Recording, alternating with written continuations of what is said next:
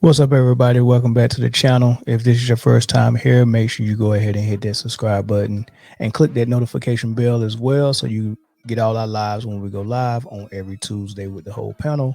But for now, in this video, man, I just wanted to drop in here and, talk about, well, you actually seen the thumbnail, so you know what I'm about to talk about. But I want to talk about what would possess Fizdale to say what he just said in this quote. I don't think you guys just realize what this guy just did. He just played the five for 4 quarters and dominated the position. This guy is unbelievable. Um, I'm confused, right? First and foremost, the reason why I chose this thumbnail with LeBron playing all five positions and being able to guard all five positions is sleight of hand and an illusion is because that's exactly what it is. What really is going on, LeBron has never changed anything he's done. Not even when they said he was playing point guard his second year in LA was anything changed. He was doing the same exact thing he was always doing, playing point forward or playing point guard or whatever. The ball is in his hand. He's got four guys on the perimeter and he's running high screen and roll. That's the offense. It don't matter what position they say he's playing. He's always going to have the ball in the center of the court, calling for high screens, and that's going to be the offense. I just don't understand how we're supposed to be very impressed with them taking DeAndre Jordan and Dwight Howard out of the lineup against a Houston Rockets team where their biggest guy was Christian Woods, who just happens to be the same height as LeBron, but less weight. So LeBron is actually a bigger guy than him. So and also there's no big man that's on that squad that's going to punish LeBron in the paint and post him up for 4 straight quarters. Even Christian Woods was on the perimeter. You know, everybody plays that 5-man out basketball where everyone's standing around the 3-point line watching one guy do that thing. It's only maybe 3 or 4 teams that run a sophisticated offense like the Warriors or San Antonio, where you're going to get every level of the basketball on offense. You're going to have to guard. You're going to have to guard the post. You're going to have to guard guys shooting mid-range jump shots. You're going to have to guard guys moving off the ball. You're going to have to guard guys that might take you one-on-one. You're going to have to guard the screen and roll, everything, right? You're going to have to guard everything. Those are the guys that punish you. And then, you got big men like Embiid and Nikola Jokic and Karl Anthony Towns. They're going to punish you down low in the paint. So I'd be very interested to see how the Lakers would match up against those teams. Would he play the five? Would he guard Karl Anthony Towns? Would he guard Joel Embiid? I doubt it. But these small guys, these teams that got these smaller centers that they're starting, yeah, nothing changes for LeBron. And I'm going to show you what it looks like for LeBron to play center, which he did last night against the Rockets, supposedly, quote unquote center. On paper, he played center, and what it would look like when he played point guard, supposedly for the first time in LA. I'm gonna put that side by side for you. On the left side is last night him playing center. On the right side is him playing point guard for the Lakers 2 years ago, and it looks identical. He got the ball, top of the key, and he's driving downhill. Same thing he's done his whole career. There's nothing different about the position he's playing. They just changed it on paper, or they just took the true center out of the lineup and they're running 3 guards and 2 forwards, just like most colleges do. A lot of colleges don't have a center that had 3 guards and 2 forwards, and they're running it.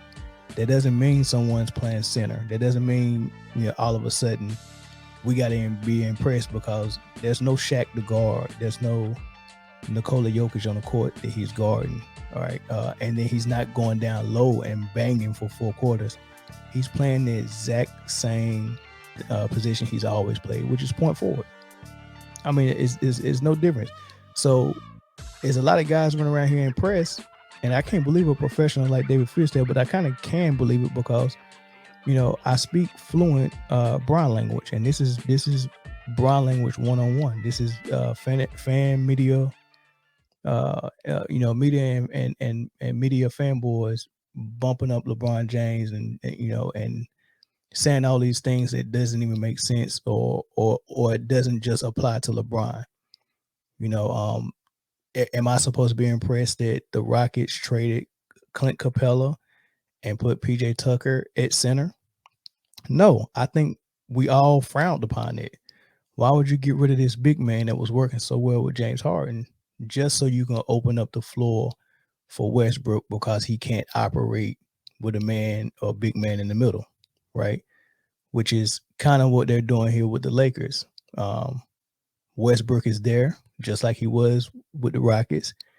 And I guess I don't know if Westbrook has got in their ear and said, hey, this is what the Rockets did. You know, this is what I'm used to. They're just trying to figure out, you know, they were 16 and 18 coming into last night's game. So they're trying to figure out, look, what can we tweak? How, how can we make this thing work? And maybe Royce is saying, look, I'm better when the lane is wide open. So I don't need a center down there. So maybe this is their idea of saying, hey, look, we'll do Russ a favor. We'll get the lane wide open like they did with Houston, and we'll play small ball with LeBron being, you know, our biggest guy on the field, on the court, or Carmelo being our biggest, right? Maybe it's that, or maybe they're opening up for LeBron because LeBron has always operated that way as well. He came into Cleveland with a big man. However, Big Z was a big man that didn't play a lot in the paint, you know, even though he could, but he stepped it out, and he had a jump shot, and his jump shot extended all the way to the 3-point line. So he was able to spread the floor and keep the lane open for LeBron. Same thing when he went to Miami. Chris Bosh filled that role as the big man that was a shooter who didn't cloud the lane and left it open for LeBron. Then when he left and went to Cleveland, he handpicked and asked for Kevin Love, which is another big man who's not going to cloud the lane, who could shoot the three. And then when he went to LA, same thing. He handpicked and asked for AD, which is another big man who really don't even want to go in the paint, who can extend his jump shot all the way to the 3-point line. And, you know, that's what LeBron has always liked his whole career. And that's also what Westbrook likes. So I see why they're doing it, but let's not go crazy and start crowning him like this super unicorn that can guard and play all 5 positions. He's not playing all 5 positions. He's playing the same point forward position he's always played from day one when he stepped on an NBA basketball court. Let's just get that out of the way and get it straight. But let me know what you think in the comments, man. Can LeBron James really play 1 through 5 and guard 1 through 5 with the best of them? Can he guard the best 5s and the best 4s, or is he guarding 4s that are just just average players and average size and average height, that he really don't have to exert a lot of energy guarding? Let me know how you look at it, what you think about it, and definitely come back for more content like this, and definitely subscribe as well, and share the channel as well. Thank y'all. Peace.